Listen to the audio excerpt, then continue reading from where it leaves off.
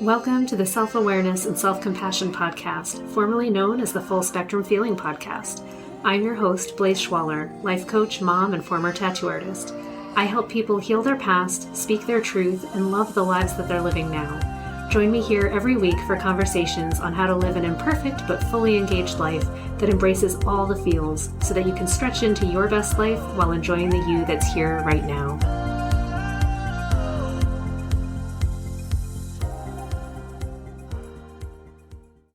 Hello, my friends. This week, I want to talk about artificial intelligence and all of these new programs that have become very ubiquitous in the last year.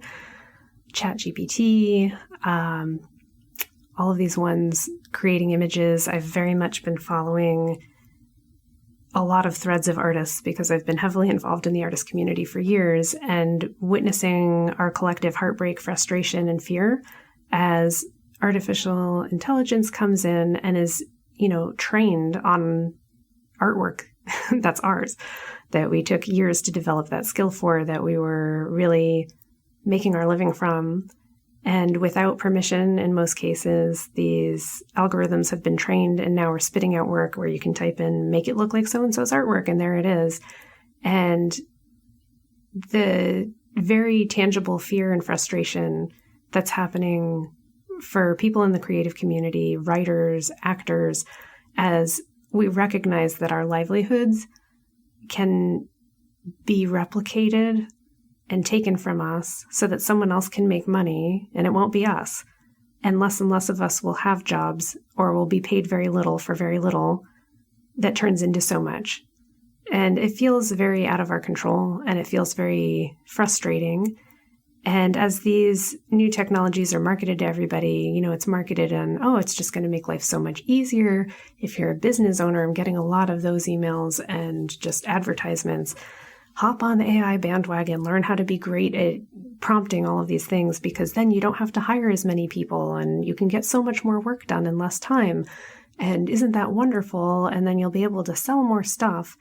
And to me, that feels so incredibly short-sighted. It feels like, okay, well, even if I did that, and that's all great for me as a business owner, if I had $1 million and then I could make more millions of dollars, who the hell is going to buy my shit if nobody has jobs anymore to be able to buy it because we've hired so many fewer people and the ones that we have are being paid so much less because a machine is doing that work?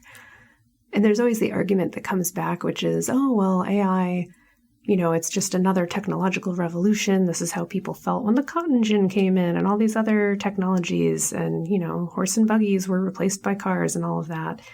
And to an extent, I do understand that technology does continually change and that it does disrupt many industries and communities. To me, AI feels like it's a deeper change than what it's being sold to us as, that while it can, we've been using it for years, right? Like I'm using some kind of algorithm and trained machine to edit podcasts already. There's feeds and things that I do where I say, okay, take this podcast and then just post it other places. And obviously that's done by a machine as well, so that I don't have to do each thing individually because I just don't have the time. So I do understand its utility. I think my concern is about the creative element in this particular case. And in the fact that it seems like the people who are running these technologies don't even understand actually what it's doing or how it's doing it, and that it's so quick to proliferate, that as soon as everyone starts using it, we're now having the machine do most of our job for us. We don't know what information we're working from.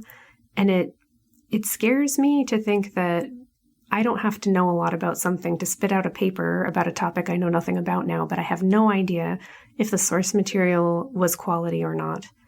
And I think that's a danger. And then the more of fake or manipulated or artificial articles or images or whatever is produced, the more we get used to that, but the less we can trust what's even coming out. And I have a problem when the source that most people are looking to, which is like on the internet, we're looking at social media, we're looking at video, all of these things that are so easy now to manipulate or create in an instant based off of whatever we already found out on the internet. If you're not the person who originally created that content, you have no quality control. I guess that's part of it too. So that's upsetting. And I have a lot more feelings also about like stealing people's, creative output, their intellectual property, and then just turning it around to make a profit with no regard to how you got to what you were able to make in the first place. Super frustrating. I think it's morally devoid and I hate it. And I also recognize that this is what's happening. It is. It already is. People are already hiring fewer people. They're hiring people to use this technology. They are going to be using it, and they're going to be hiring people who can use it. It's just different. And it makes me personally want to retreat more from everything that I can find out there. It's so interesting. I was like, you know what? I want to have an analog life. I want to actually go out and see real things, talk to real people, touch real stuff, have a tangible tactile experience, because I know that that's something that can't be replicated, and I don't want to replicate it online. I want to have a life here in my physical body, existing and enjoying real things to me. I understand the irony of that when I also am like, but I love playing games and being online and like being in, creative online situations that apparently aren't real, right? Like I'm not really in World of Warcraft or whatever else. I'm not really in a video game, but I do enjoy playing. So what does that mean, right? Like where do we draw the line? And all of us have to make those individual decisions. It's a really complicated topic. And I have complicated feelings about it. I guess we can only ever live by what we believe in, right? So the actions that I take and the actions that you take are going to be based on what you believe is for the best and that supports the way you want to live the most. I obviously take advantage of I love having online maps on my phone and being able to just pull up hey, tell me how to get wherever. And I do trust that that information is true and good. I worry that we should probably do more to safeguard these things. I guess that's where I'm coming from, is that I want to see steep regulation on it, and mostly for people's protection, for the common good, to say, I want my maps to be accurate. I want the information that I'm reading not all to just be opinion pieces that have been couched as though they're research papers. I care a lot about science and research. I want to still be able to trust publications and the people who are producing them. And I don't want to see it deteriorate. I don't want it to get even worse than I already know that it is. And I think that we're on a precipice of things rapidly going to a place where we can't trust much. And that is a worrisome thing for society, particularly on the scale as we have it right now, where the whole world is mostly on the same page. We all use the same internet. We're subject to whatever we're getting fed. There's also a huge propensity for algorithms to feed us more of what we want to hear because it keeps us engaged longer. And the more that I look at advertising and social media, it's a reason that I'm off of it. And I really only use it to automate and say, hey, I've made a podcast and I don't post very much. It's because of this, because I know that when I'm on social media, it's going to feed me more and more of the things that it thinks I want to see. And it's good at it. It is good at keeping us engaged, and it wants to sell us stuff. And you see it in advertisements and games that I play on my phone, just stuff comes up and it wants you to watch it and you don't really have a choice and you have to listen. And I have tactics and strategies for not absorbing that stuff, where I'll just notice it's an ad and turn the phone away and have the sound off and not look until I flip it in a minute and see if it's gone. But when I do look, it does make me want to buy stuff. It does make me start thinking about things that I wasn't thinking about otherwise. And I know that you're experiencing the same thing as well. There's no place that we can go where we're not being fed something to think, where we're not being fed something to have an opinion about, where we're not being poked to get our emotions heightened in some way, whether it's good or bad. And then they're anchoring a product or an opinion that we should then associate with that feeling. It's scary, really. And it's not how things were even 20 years ago. And I want you to really remember that.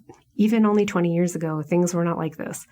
People weren't being fed quite as much opinions about what to think. People actually had to think a little bit more for themselves. And was that really a bad thing? I would say no, it really wasn't. I think it was a great thing. I want to see more of that. And for me, my decision is to just do more things so that I'm enjoying my life and being present in my life more. I find that I'm less present when I'm online. And as fun as it is for me to think about downloading an AI program like ChatGPT and use it to create, more works like myself or duplicate myself in a weird way. There's something exciting about it where you're like, oh, I'm living in the future, but recognize also, or at least I do, that if I do that and it's out there, am I training it more on myself? How many more versions and variations are going to be found out there? I also think about how, an entire generation has grown up with Facebook and parents and them just posting images their entire life online, and they never go away. And now we have AI getting out there and just training itself on what it means to be human, and it's based on all of that shit. Do we really want that to be what's being fed back to us? A lot of us regret things that we've posted that we just can't get off of the internet anymore. What do we do about all that? And these are huge questions, and it's hard for any individual to answer. And I think we all have to come to our own conclusions and do, again, what we feel is right. It's so interesting to be inundated all the time with information, to be inundated all the time with advertising. Honest to God, that's my biggest frustration with all of it, is that it's all advertising, and the people that are most using these technologies are advertising to you and trying to make products to sell you, and they're trying to make you want them because that's what they do, and they're so good at it, you guys. They're so good at it. Be aware. I guess that's my cautionary tale this week, is just be aware of how much you're being sold some shit. Be aware of how everything out there is pretty much telling you, buy this, buy this, buy this, and decide for yourself, wow, do I really want that to be most of my existence, is just listening to people tell me what to think, what to buy, how to do, and how to feel? I don't want that. Not for anyone. I want everybody to be able to just exist and be as they are and feel how they feel. It's not that we don't need stuff. We do. We all need to eat. We need homes. We like beauty. We like to hang out with our friends. These are real needs. But my God, there's so many products. So many products. And it's there's so few places to escape unless you turn it all off. And for me, I think that has been what's been calling to me, is just turn it all off. I don't feel like I'm missing out when I turn it off. I notice it for the first few days, when I got off of Facebook and just stopped using it. I don't feel like my life is any less for not being on there. I actually feel like it's way better. I don't really play on Instagram. Everybody's doing TikTok. I don't really do that. People will show me stuff. It's not like I'm unaware that it exists. But for me, because I'm so few of my times, dear Lord, can I speak English? I am not on it that much. It's far more obvious to me all of the product positioning and the motives of the people that are posting. And I recognize also as a business owner that a lot of times, on Facebook, social media in general, people are posting things trying to get you to buy something. It's what I would do too. When I was making stuff, I'd be like, oh gosh, I probably should be trying to sell whatever. And I've kind of dropped that now. I'm like, you know what? People will find me if they need me. I love life coaching. I think I'm pretty good at it. If you think I'm good at it, please come reach out to me. But I don't want to subtly manipulate you into trying to buy my stuff all the time. And I catch myself doing it sometimes because it is just our nature. But I'm aware of it, and I hope that you are too. Be aware of how much people are trying to sell you shit. That is the cautionary tale for this week. And be aware of everything that you put out there, how it's going to be used, and whether you want it to be used that way or not, it will be. That's the other thing too. So the more present you are in these circles, the more likely it is that your identity, your opinions, your whatever, your voice can get taken by these technologies. And how is it going to be used? I guess that's up to us. I think some people would say, then maybe we should be in control of it. And if I learn how to use it myself, then I have more control. And that actually probably is true. Again, we have to make our own decisions about that. So tough.